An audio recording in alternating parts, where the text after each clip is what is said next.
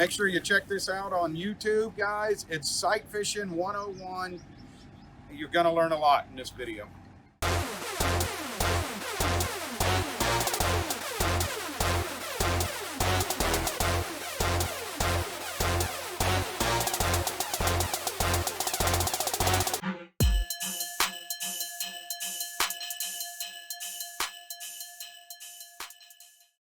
All right, let's talk about two other variations of sight fishing, cruisers and fry garters. Okay.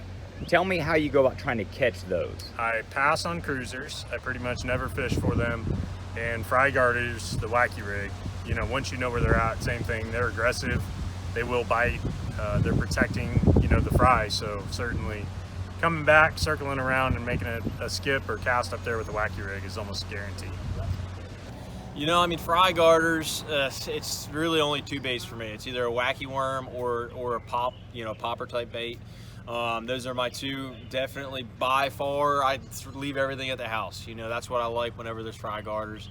And, you know, it's a fun way to catch them. You know, one thing I noticed about the wacky worm, the faster you work it on the surface, the better off you tend to be. And then just your popper, you know, just kind of keeping it right over their heads, and it's a great way to catch them. Fry garters, well, fry garters and cruisers are totally different. So fry garters is going to be, you know, typically a wacky rig or a popper, you know, like a G-splash, jerk shad, you know, something that's weightless that gets a lot of action close to the surface near a bait ball or the fry ball. But cruisers that's a whole nother subject. So cruisers, forget it. A fish just swimming around like that, I was watching him swim by, point at him, maybe throw at him, make him swim faster. It'd be about all I'm going to do with that. Fry garters are a different deal. You know, topwater baits can be really good on fry garters. Swim jig, I like that a lot. I've got a snakehead swim jig that Z-Man makes, and that's usually can really catch them. That floating worms, you know, rigging it. Wacky rig, something like that. Something you can disturb the fry with, get that fish aggravated on.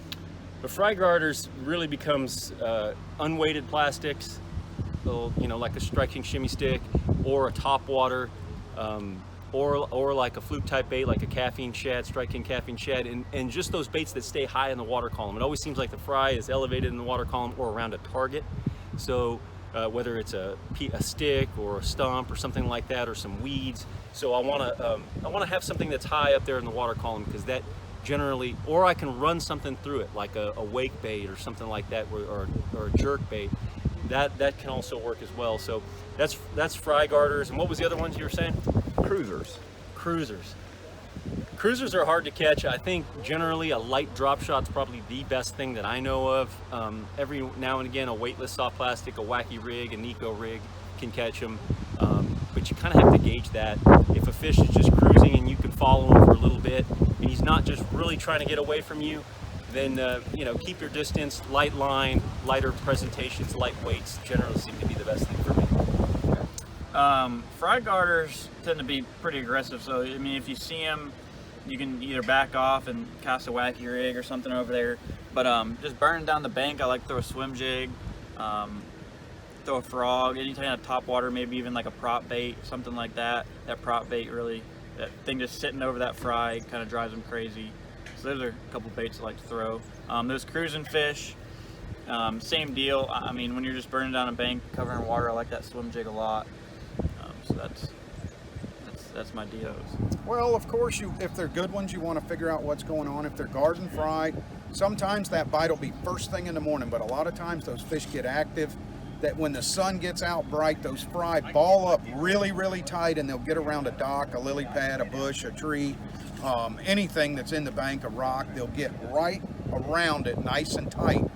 And that's when those fish become easier to catch. When the fry's all over the place and it's cloudy out and they're just swimming everywhere, that bass doesn't guard them as much. He really likes to get on them when the fry's really tight like that. And when I see fish just cruising down the bank, if I can't get them to react to anything in practice, then I won't waste any time. I mean, some fish just aren't meant to be caught, and a lot of those cruisers, like that's going on at Lake Murray right now, you see them and They swim up and down and chase bluegill back and forth. Every once in a while you can pick those off, but it takes so long to try to catch those fish.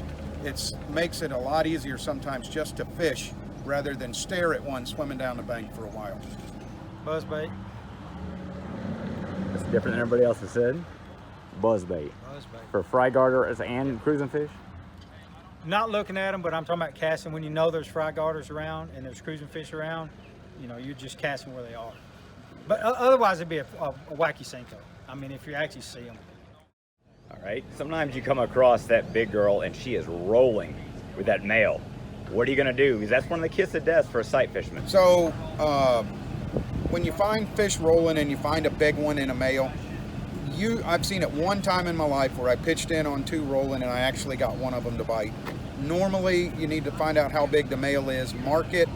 She will be gone when you come back, but the male will be ready to catch immediately when you get back. So sometimes you can catch the male if it's possible. The female will end up laying her eggs and staying on the bed for just that afternoon.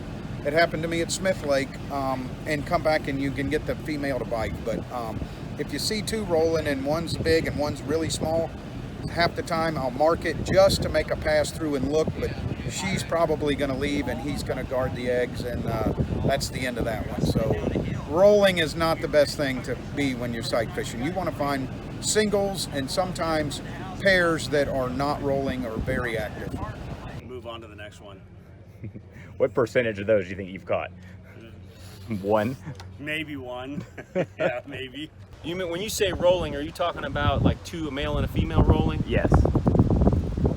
The best thing you can do is that I've found is if they're rolling, is just try something just really big and just get it right. Like try everything to interrupt the process. But generally, it's going to take something like a big full-size half-ounce jig or a swim bait or a big Texas rig lizard, something like that, to kind of get their mind off of it. Some of them, I've seen it before where you can't, there's nothing you can do. They're in the moment, better just give them privacy. Keep going. What percentage of those have you caught? Very few. I can count them on one hand probably. You know, the biggest thing when they're bumping and grinding and having fun down there, they're hard to get the bite. But the biggest thing, if you can catch that male first, it's OV for the female. You can catch her literally next flip. So what I really try to do is I just try to really agitate them. I mean, it's a hard time to catch them, but it is possible. And the biggest thing in that position right there is you don't want to go and you can mess it up really easily. And you're really normally only going to get a shot or 2 at it. So I mean, normally if I'm doing that, you know, really try to agitate them and try to catch, you know, the male, and then you can catch the female. Very rarely is that female going to bite first, but that's generally what I'll do. I personally, I don't have the skill set to catch those fish 9 times out of 10. So if they're rolling, I don't spend a lot of time on them.